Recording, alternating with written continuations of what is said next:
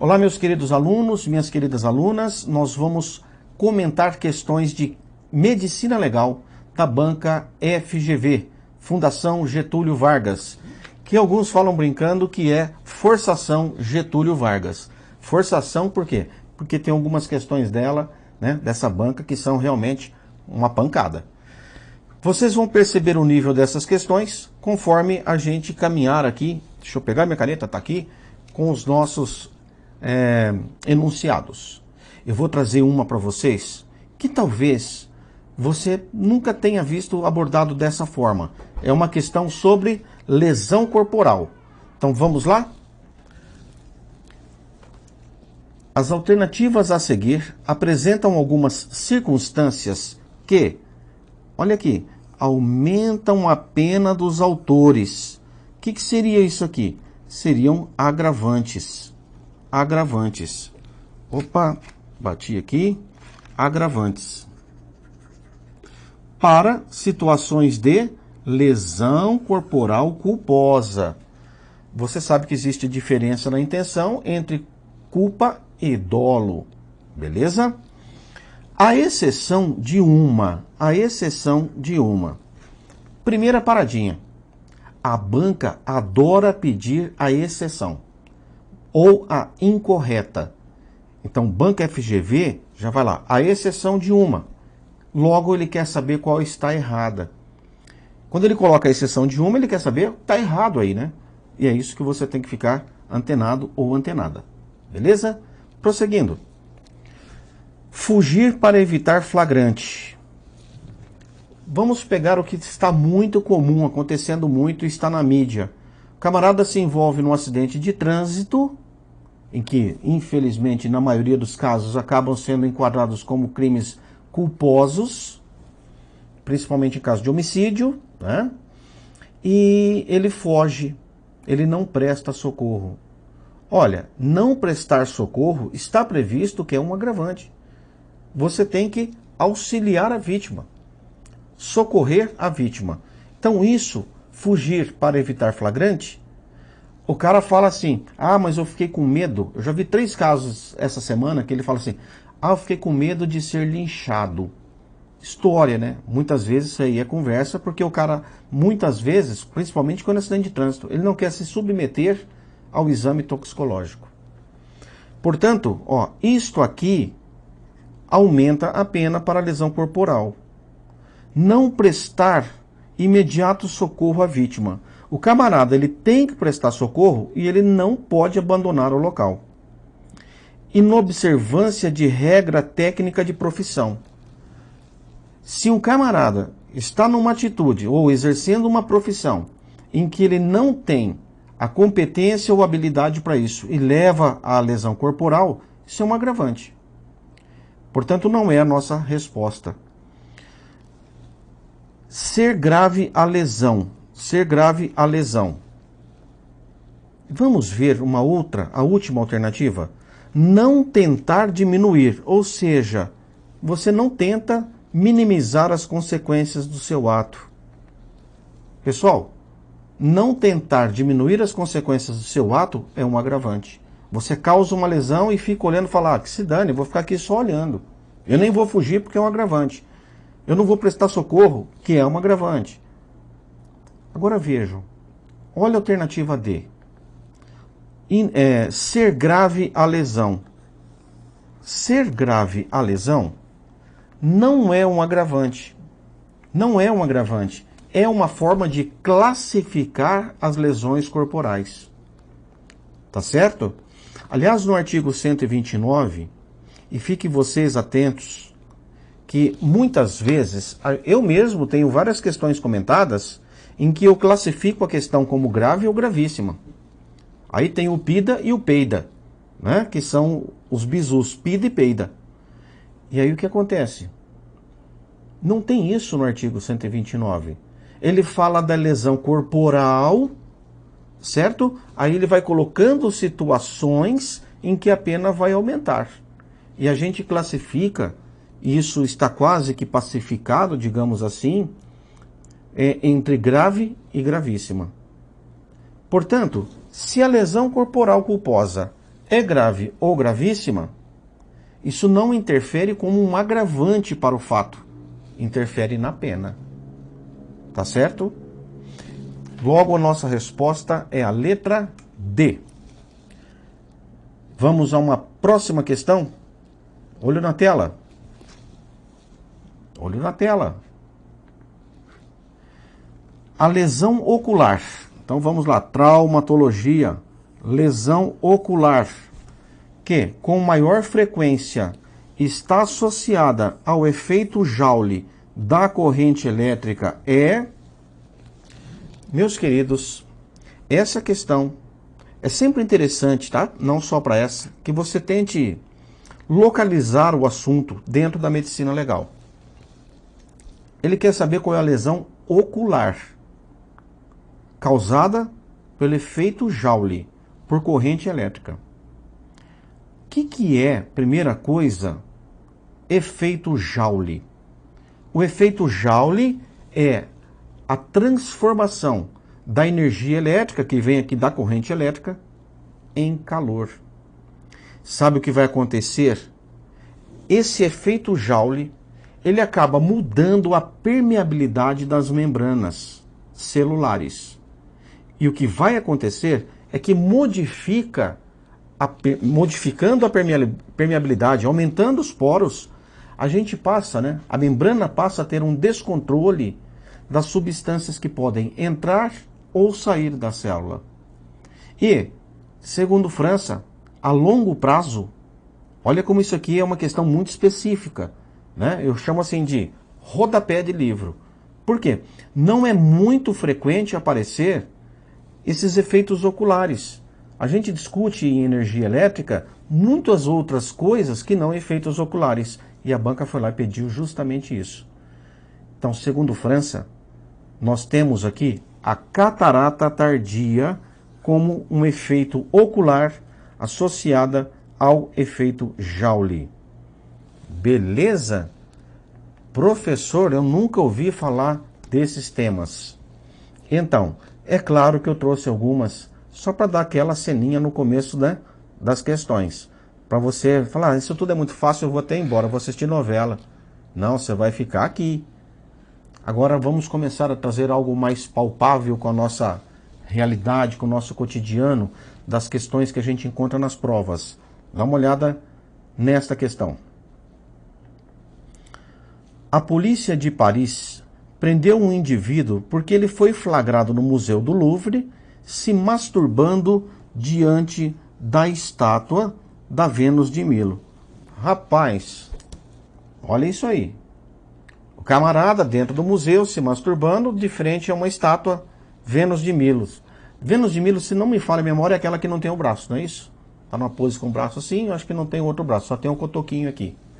Eu já fui ao Louvre em 2000 e vi essa estátua aqui, achei bem bacana. Não me masturbei não. Por quê? Porque isso aqui é uma parafilia. A pessoa tem prazer, atinge o orgasmo ou atinge o prazer sexual mediante o que a gente chama aí de um distúrbio sexual. Alguns até dizem que é uma doença sexual. Muito cuidado, a gente está vendo alguns papos aí que estão querendo transformar pedofilia em doença e não mais em crime, né? Ah, o cara é um doente e tal. A gente tem que tomar cuidado com essas coisas novas que estão aparecendo por aí. Vamos continuar? Ao ser questionado, o mesmo afirmou que sempre que tinha oportunidade, vinha visitar essa obra pela qual ele era apaixonado e não se continha. A forma de, olha aqui, transtorno sexual, a esta forma de transtorno sexual, qual é o nome que a gente dá a isso? Pessoal, sexologia forense, eles gostam muito de algumas coisas, principalmente a parte de infanticídio, as provas de vida, e sexologia forense, eles gostam muito das parafilias. E aí nós temos mais de 30 parafilias. Uns nomes muito doidos. E você é obrigado a conhecer a maioria delas, certo? É obrigado, ou obrigada, a conhecer a maioria delas. Você sabe como se chama o prazer sexual por estátuas? Por estátuas. Não sabe? Nós vamos ver agora esta e outras parafilias que aparecem aqui no nosso enunciado. Exibicionismo. Não é. Exibicionismo é aquele cara que gosta de mostrar os seus órgãos genitais para as pessoas. Então, isso não é o que aconteceu no Museu do Louvre. Não é a masturbação. Mixoscopia. Esse aqui também não é. A mixoscopia, vocês devem conhecer com outro nome. É o voyeurismo. O voyeur. São as pessoas que gostam de ver relações sexuais de outras pessoas. Olha, então, mixoscopia é um nome diferente para essa parafilia mais conhecida como voyeur, né? Próximo. Fetichismo. O cara fala assim, nossa, eu tenho um fetiche por nuca. O outro fala assim, ah, eu adoro pé de mulher. Não é pé de mulher aqui não, hein? O pé das mulheres. Ah, eu tenho... Tinha um camarada que tinha pela dedão do pé. O colega aí. O outro tem pela canela. O outro tem pelos seios. O outro tem... Então, fetichismo é aquela paixão exacerbada, digamos assim, por partes do corpo ou mesmo até por alguns objetos. Então, isso é o fetichista, certo? E fetichismo é a parafilia. Portanto, essa alternativa está errada. Frotteurismo. Frotteurismo vem do francês. Frotter. Não é o Alexandre Frota. Não é. Sabe o que você pode associar um bizu? Frota. Quem tem frota? Quem tem frota? Taxista. Quem mais? Frota de ônibus. E aí que eu queria chegar. Esses caras, frotteurismo, são pessoas que ficam em ônibus, vamos dizer assim, meios de transporte, geralmente com pessoas, né, muitas pessoas, está ali meio que apertado, ele tem prazer em ficar se esfregando seus órgãos sexuais em outras pessoas, tá certo? Eu já vi algumas coisas dizendo assim, ah, é quando o homem gosta de ficar se raspando nas mulheres. Eu não diria nem necessariamente que tem que ser homem, né? A gente pode ter também a mulher se raspando aí, né, para obter essa sensação de prazer sexual. Agora, quem que eu pulei? Eu pulei justamente a nossa resposta. Pigmalionismo. Pigmalionismo. Lembre de estátua. Estátua. Estátua. Tem cara que gosta de ter relações sexuais com estátuas. Isso não é muito incomum não, viu? Já existem alguns casos, alguns flagrantes que a gente já viu noticiando aí no nosso meio policial. Beleza? Tranquilo? Agora já melhorou, né? Chegou algo mais próximo da nossa realidade. E eu vou para uma próxima questão que é de tanatologia. Para a constatação da certeza de morte, constatação da certeza de morte. Então você quer já confirmar a morte. Lança-se mão de observação de uma série de fenômenos. Entre os fenômenos abióticos, ou seja, fenômenos que decorrem da ausência de vida, sabendo que vida é bio, então abio, esse prefixo é a negação da vida. Então, esses fenômenos abióticos, entre esses, nós temos vários. Um deles é um que chama muita atenção, e tem um nome que você tem que saber. Você tem que saber esse epônimo. O que é epônimo? É o nome dado a um tipo de sinal. Ou sinal, ou lesão, mas enfim, a um tipo de sinal. Você tem que saber o sinal, né, e o epônimo. Então, entre esses observados está o sinal de Sommer e Larcher. Esse sinal é observado e aí você tem esclerótica, pálpebras, unhas, íris e na pele. E aí, qual a sua resposta? A mancha de Sommer-Larcher é uma mancha decorrente da desidratação dos olhos. E aí nós temos, ao se desidratar essa região do olho, essa membrana, a gente passa a ter uma transparência dessa membrana branquinha que passa a mostrar o fundo, que é a esclerótica. Então, Sommer-Lacher é um sinal ocular, é uma mancha branca, desculpem, é uma mancha preta que dá nessa região branca do fundo dos olhos aqui. Então nós temos essa parte branca, ela desidrata e começa a mostrar o fundo do olho que é negro, que é escuro. Por isso, meus jovens, então este sinal é observado na esclerótica.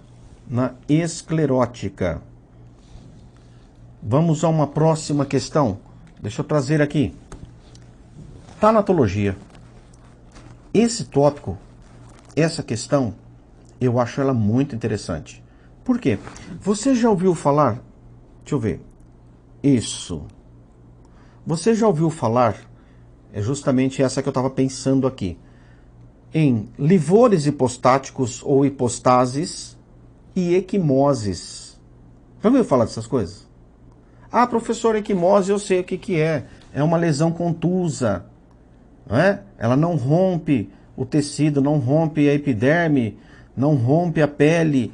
E aí o sangue que extravasa, se o indivíduo estiver vivo, esse sangue ele vai se infiltrar na malha celular e ele vai criar uma rede de fibrina.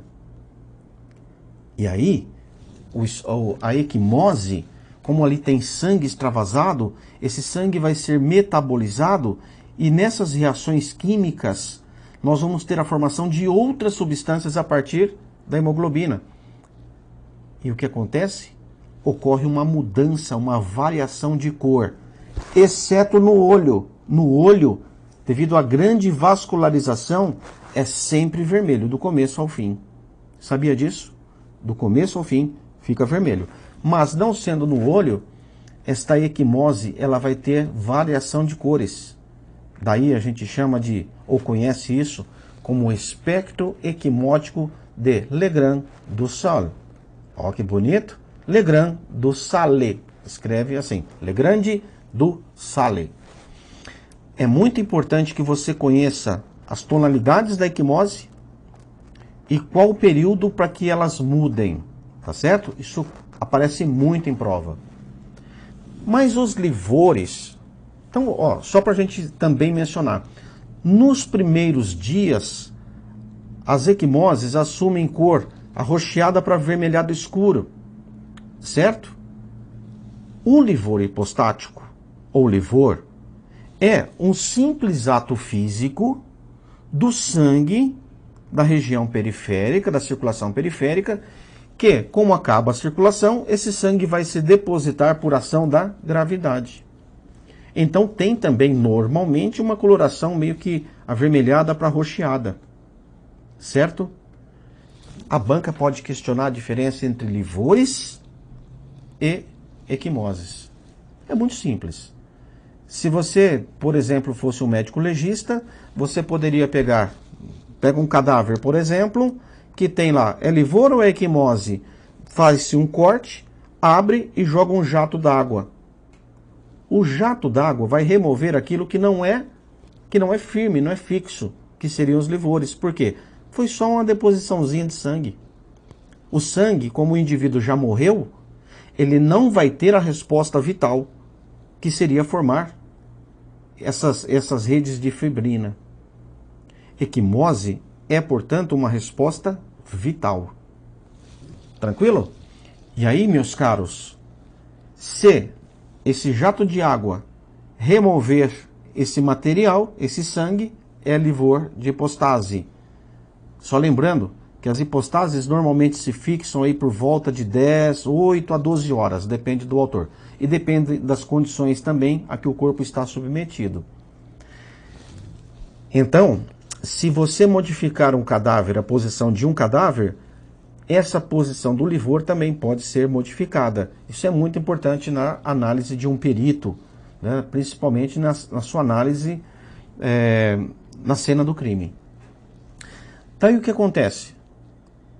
Essa diferença entre livor e equimose, a banca adora pedir.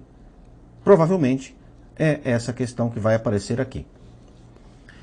O livor hipostático, então ele está questionando o livor. Por enquanto, ele está explicando. É um elemento da análise da crono quer dizer tempo, tanato é a morte e gnose é o estudo. Então, o que é crono, tanato, gnose? É o estudo do tempo de morte. São situações, são sinais em que a gente busca estabelecer qual é o intervalo de morte.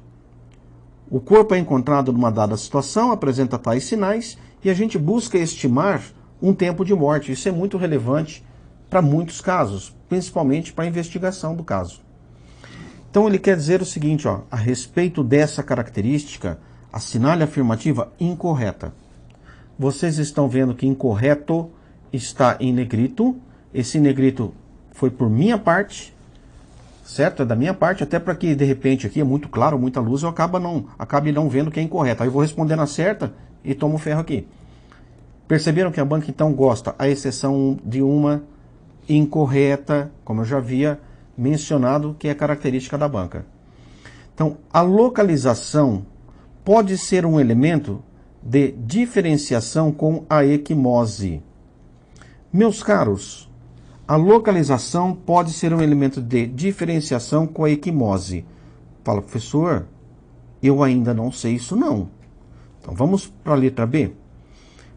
A presença de malhas de fibrina sugere tratar-se de livor de longa duração. Malha de fibrina, então isso aqui está errado, é uma resposta vital. E livor é uma resposta abiótica. Os livores hipostáticos podem mudar de posição nas primeiras 12 horas pós-mortem. Certo? Acabei de mencionar isso para vocês na explicação inicial. A desnutrição pode modificar a ocorrência do livor hipostático. Olha, professor, eu nunca ouvi falar isso aí. Então, são informações que tem, por exemplo, em livros de medicina legal, como, por exemplo, do Genival Veloso de França. A desnutrição é um aspecto que interfere no livor cadavérico, né, ou no livor hipostático. A ausência de transformação hemoglobínica sugere tratar-se de livor. A ausência de transformação da hemoglobina. Quem sofre a transformação hemoglobínica? Quem? Equimose. Portanto, quando você não tem essa transformação, livor. Vamos voltar para a letra A. A localização pode ser um elemento de diferenciação com equimose. Pode sim. Porque, por exemplo, uma equimose pode existir num cadáver, você chega num local em que você vê uma equimose mesmo numa região que não estaria apresentando a possibilidade de ter livores, que são as regiões de pressão. Como assim, professor? Vamos dar uma ideia. Você chega a um local de crime, tem lá um cadáver em decúbito dorsal. Dorsal é dorso, é costas. Então o cadáver está de costas para o chão, certo? Barriga para cima, ventre para cima. Quando a gente fala decúbito, você vai ver o que está em contato com o piso. Normalmente é isso, com o solo. Se é dorsal é o dorso, se é ventral é a barriga, o ventre. Se está em contato com o dorso, ali o corpo está pesando, está, né, tendo compressão. Então o sangue do livor, ele não vai nessas regiões de compressão. Ele vai ficar na região mais baixa, onde não tenha compressão. Aí você chega no local, vira o cadáver, as costas estão ali brancas, mas você encontra uma equimose. Viram que dá para diferenciar? A equimose pode existir numa região de compressão. De repente o cadáver teve uma lesão em vida, antes de morrer, e aí o livor não chegaria nessa região de compressão. Mas a equimose sim, tá bom? Ela aconteceu ali, não é que ela chega. O livor nada mais é que aquele sanguinho se depositando por ação gravitacional. Meus caros, vamos a mais uma questão. Eu, Wagner, acho assim meio complicado, né? Quando a banca gosta de pedir nome de autores. Ele pede algumas obras.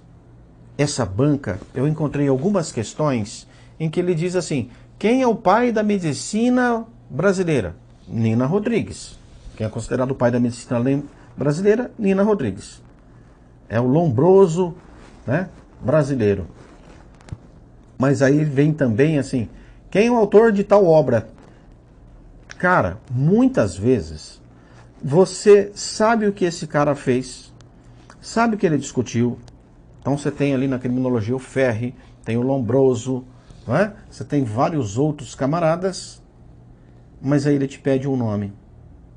Só que esse nome você tem que guardar muito bem, porque ele é considerado o pai da medicina legal. Mas ele não é considerado o pai da medicina legal por causa desta obra. Ele tem outra obra que fez com que ele fosse assim considerado, a partir da análise, né, das pessoas envolvidas, nos estudos do ramo da medicina legal. Então vamos lá? O Traité des Relateurs pode ser considerado como a primeira grande obra de medicina legal do mundo ocidental, cujo autor foi... E aí, hein? Você vê todos esses nomes e fala assim: professor, eu acho que eu vou me fodere. Vai se fodere, né? Vai se fodere. Não é o fodere, não vai se fodere. Divergir também não. É uma posição associada a mortes normalmente em incêndios, né? Posição de boxeador, divergir. Toinot, ou Toinot, é um cara que colocou aí os 3 sinais de uma morte aparente. Então a tríade de Toinot também não é o autor, esse cara não é o autor desta obra. E aí? É o Lacassagne ou é o Ambroise Paré? Se você não sabe, Ambroise Paré é considerado o pai da medicina legal. Pai da medicina legal. Olha que bacana, hein? É bom que você saiba isso. Esses pais e essas mães, é sempre interessante que você saiba quem é. Por exemplo, quem é o pai da criminologia? Você sabe quem é? Lombroso. Tá certo? Ah, quem é o pai de tal coisa? Você tem que saber quem que é o pai da criança. Engraçado que normalmente eles não falam quem é a mãe, né? Só falam quem é o pai. Tranquilos? Então, ó, pra gente encerrar essa questão, resposta letra A. Letra A. Vamos a mais uma questão. Essa questão ela é bem bacaninha, mas ela é meio difícil. Também é uma questão. Tudo bem. Ah, professor, mas não é para o cargo que eu quero, tá? Tudo bem, mas fique atento ou fique atenta, porque de repente a banca faz uma questão similar para o seu cargo. Aqui nós temos para clínica médica a parte de necropsia. E olha o que a questão está pedindo. As alternativas a seguir apresentam transtornos mentais capazes de servir de substrato para a anulação do casamento, por erro essencial, devido a doença mental grave, desconhecida do cônjuge, à exceção de uma. Assinale-a. Que assunto é esse aqui? Olha, se você está falando de casamento, é sexologia forense, certo? Sexologia forense. Então, o que ele quer aqui? Ele vai citar 5 situações. Uma delas não é situação o suficiente para se pedir anulação do casamento. Normalmente, pessoal, nós temos vários transtornos mentais que, de repente, a pessoa, vamos supor, a mulher, vai casar com um cara e não sabe que ele tem esse tipo de doença, como esquizofrenia, certo? Como epilepsia grave, né, recorrente. a pessoa não sabe que o camarada tem uma dada doença. Até mesmo o cara ser infértil, né? Isso já não é doença mental, mas é uma situação que se pode pedir anulação do casamento. Então, nessa parte em que se tem a possibilidade legal de anular o casamento, nós temos vários fatores que podem levar à anulação do casamento. Aqui tem uma que não é motivo e não está previsto, né, ou prevista a modalidade para anulação do casamento. Você sabe qual é? Então eu vou trazer para vocês as alternativas. Pense um pouquinho enquanto eu tomo minha água e você manda a sua resposta aí mental para mim. Vai mandando.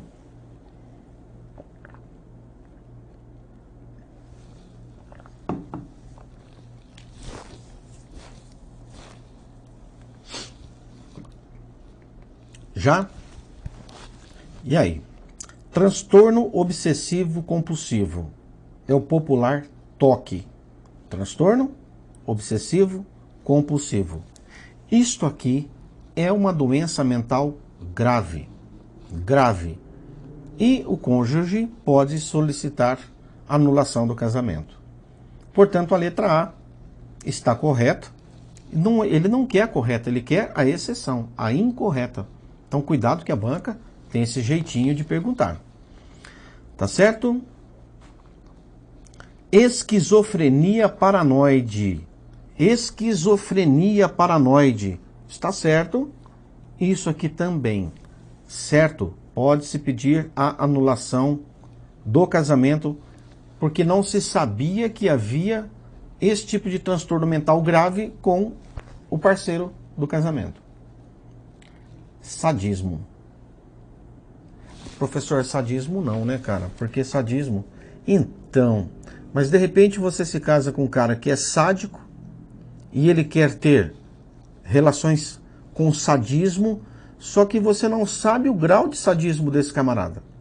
Existem situações em que o sádico, ele gosta desse sofrimento da vítima, inclusive pode levá-la à morte. Por isso, é passível de anulação do casamento. Beleza. Eu já dei o bizu da letra D, né? Epilepsia é um transtorno mental. Epilepsia são, assim, descargas neurológicas intensas, chamado mal da queda, porque normalmente, né, você tinha assim, o grande mal, a epilepsia, o camarada vinha a cair, por isso mal da queda. A epilepsia é uma situação em que se pode solicitar, né, exigir o cancelamento do casamento, anulação do casamento. Portanto, meus queridos, todas essas estão corretas. Nossa resposta é a letra E, distimia. Professor, eu não sei muito bem o que é distimia. Então, a distimia é um tipo de depressão. Só que vejam, a depressão não é uma doença considerada uma doença mental grave.